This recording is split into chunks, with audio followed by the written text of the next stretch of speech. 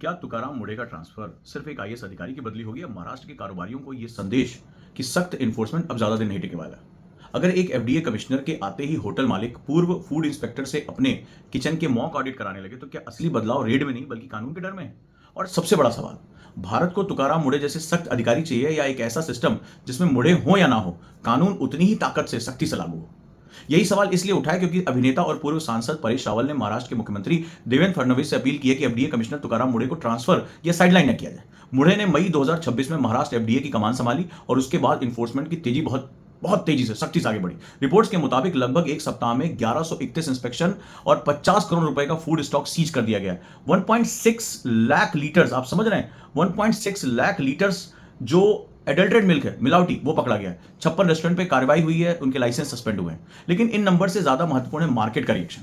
Reports बताती कई hotel operators अब पूर्व एफडीए और एफएसएसएआई के अधिकारियों को कंसल्टेंट बनाकर अपने किचन के मॉक ऑडिट करा रहे हैं। डर है, मतलब एफडीए हर रेस्टोरेंट तक पहुंची भी नहीं, लेकिन इंस्पेक्शन का पॉजिटिव जो एक बिहेवियर है वो आने लगा है। इसे कहते हैं डिटरेंस। एक पावरफुल रेगुलेटर हर वायलेशन नहीं पकड़ता है, वो वायलेशन करने की एक्सपेक्टेड कॉस्ट इतनी बढ़ा देता है कि मार्केट खुद कंप्लायंस करना शुरू कर देता है।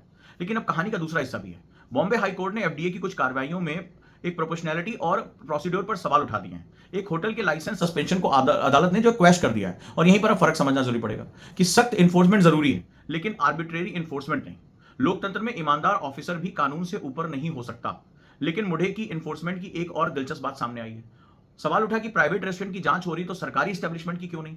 और इसके बाद केईएम हॉस्पिटल, जो गवर्नमेंट हॉस्पिटल है, बीएमसी का जो हेडक्वार्टर है, उनकी कैंटीन है, वहां पर भी एफडीए घुस गई, एक्शन लिया।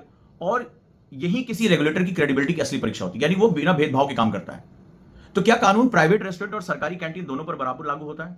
अब मुंडे साहब का करियर देखिए। लगभग 2 दशक में 20 सालों में उनकी 25 से ज्यादा ट्रांसफर और पोस्टिंग हो चुकी है। इसलिए परेश रावल की अपील सिर्फ एक ऑफिसर को बचाने की मांग नहीं लगती, ये भारतीय ब्यूरोक्रेसी की वो पुरानी समस्या की तरफ इशारा करती है कि अगर रिफॉर्म करने वाले अधिकारी को पर्याप्त टेन्योर ही ना मिले, उनको प्रोटेक्शन ही ना मिले, तो इंस्टीट्यूशनल चेंज कैसे होगा? और यहीं पर एक सबसे बड़ा विरोधाभास आ जाता है। अगर महाराष्ट्र एफडीए को प्रभावी बनाने के लिए हमेशा तुकाराम मुंडे की जरूरत पड़ी, तो सिस्टम तो इसका मतलब बहुत कमजोर है। अभी सिस्टम एक व्यक्ति पर डिपेंडेंट है, और एक मेच्योर रेगुलेटरी सिस्टम में रेस्टोरेंट नियम इसलिए नहीं मानेगा कि मुंडे रेड कर सकते हैं, वो नियम इसलिए मानेगा क्योंकि उसे पता होगा कि ऑफिसर कोई भी हो, इंस्पेक्शन होगा, वायलेशन डिजिटली रिकॉर्ड होगा और पेनल्टी प्रिडिक्टेबल होगी, पहले से पता होगी, तगड़ी पेनल्टी होगी। यानी भारत को फियर ऑफ ऑफिसर से सर्टेनिटी ऑफ इंस्टीट्यूशन की तरफ जाना पड़ेगा, और ये बहुत जरूरी है। Bharat pharmaceutical, food processing, global manufacturing, supply chain में बहुत बड़ी भूमिका निभाना चाहता है। लेकिन दुनिया केवल हमारी फैक्ट्रीज नहीं देखती, वो हमारी क्वालिटी, स्टैंडर्ड, लेबोरेटरीज, ट्रेसेबिलिटी और रेगुलेशन की क्रेडिबिलिटी देखती है। हमें यूएस चाइना की रिवैलरी करनी है। चाइना +1 के इस दौर में हमें चाइना को टक्कर देनी है। इसलिए तुकाराम मुंडे की कहानी आखिर में किसी एक आईएएस ऑफिसर की कहानी नहीं है। यह सवाल है कि भारत मजबूत व्यक्तियों पर चलेगा या मजबूत इंस्टीट्यूशन पे। क्योंकि मुंडे की असली सफलता यह नहीं होगी कि उनके रहते कितनी रेड्स हुई, उनकी सफलता उस दिन साबित होगी जब मुंडे वहां नहीं होंगे और सिस्टम फिर भी उसी ताकत से काम करेगा।